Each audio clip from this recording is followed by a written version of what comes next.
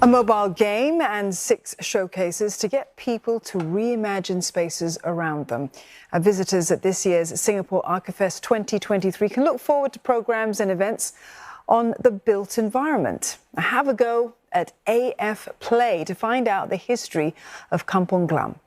From a pilgrim's meeting point to its more recent past as a textile centre, the game helps convey this year's theme of an interim city that adapts with the times. A highlight of the festival, these 6 installations, which feature the many ways that space can be used. The festival will be on until the 28th of this month. And for more on this, we have with us Festival Director Mr. Kelvin Chua, an architect by profession, and Mr. Lim Yi-hung, co-founder of Hidden.sg. That's the company behind the AF Play mobile game.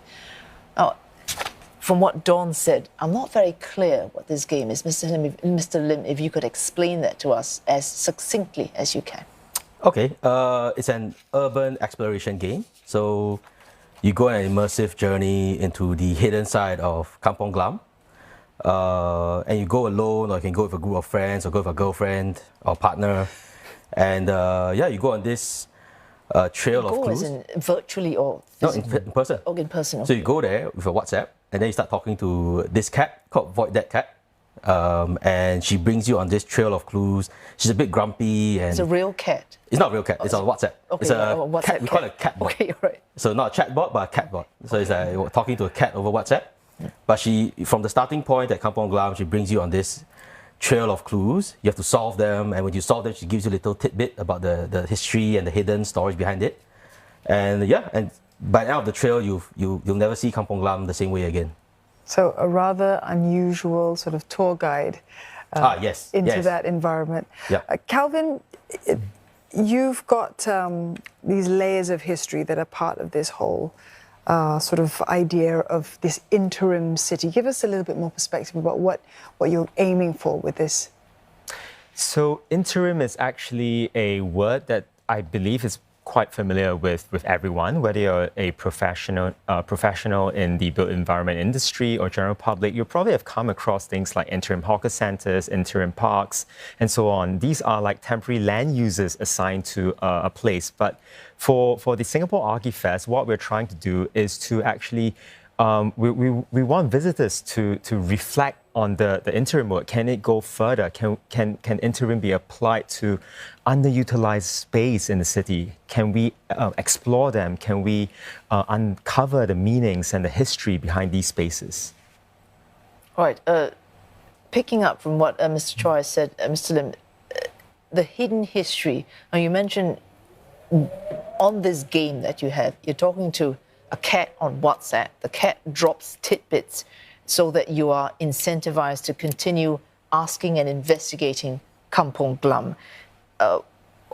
What work did you have to do to make sure that the tidbits you offer are actually incentivizing people to want to continue as opposed to getting bored? Is it hard to find things that interest people in a world now where we are, I suppose, overstimulated on so many fronts? That's a good question.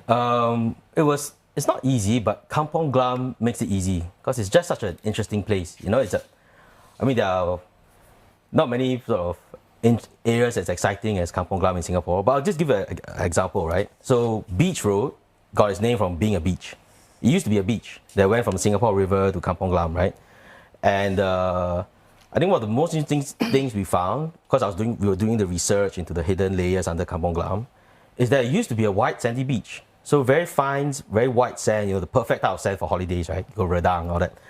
And if you look at the stories from when Sang Nila Utama arrived in Singapore, he actually came onto a beach that had, I think, described it as sand like silk cloth. And it's speculated that it's actually, the Kampong Glam is where he landed, where he saw the lion and all that. It's the sandy beach on Beach Road. Yeah. Yeah, I mean, well, of course, now the shoreline is 500 meters away from Beach Road, and I think a certain generation will marvel at the fact that actually that used to be a beach.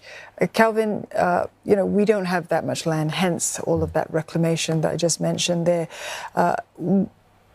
What do you think is going to happen? You know, just sort of looking forward at the architectural needs, the infrastructure needs of an island like Singapore. What do you imagine our future to be like?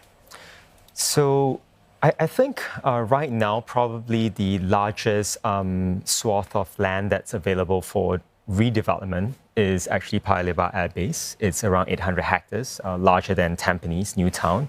And we had the privilege to work on a master planning project last year. So in terms of size, land mass, I think we have the land mass for further development. But I think we should flip the question around, right? Rather than think about, how much land available for development, I think we should ask ourselves, how can we reuse existing building infrastructure? How can we rediscover spaces in the city, right?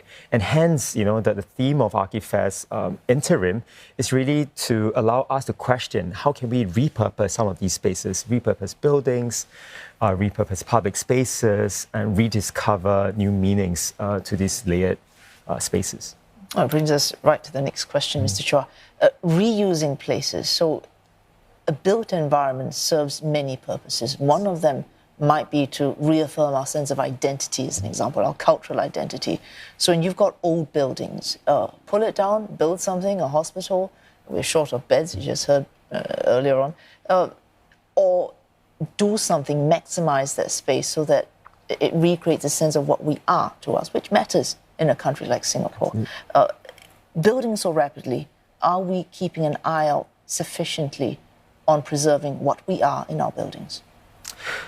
Yes, I think that's actually a very good question, right? I think when we start to look at what we want to keep, what we want to preserve, I think URA has done a great job with its conservation of precious buildings in Singapore with a lot of cultural heritage value, both tangible and intangible values, right?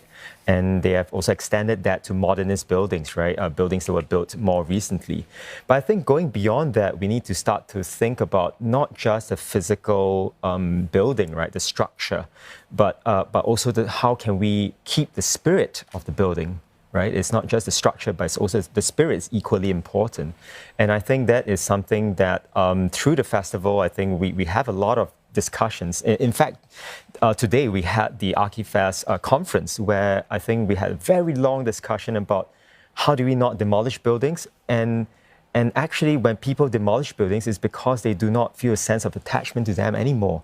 If you really care about the building, it's kind of linked to how you, the special memories that you have for that place.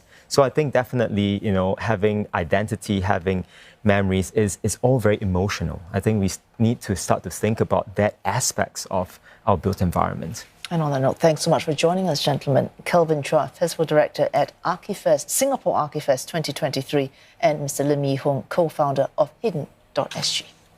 Thank you.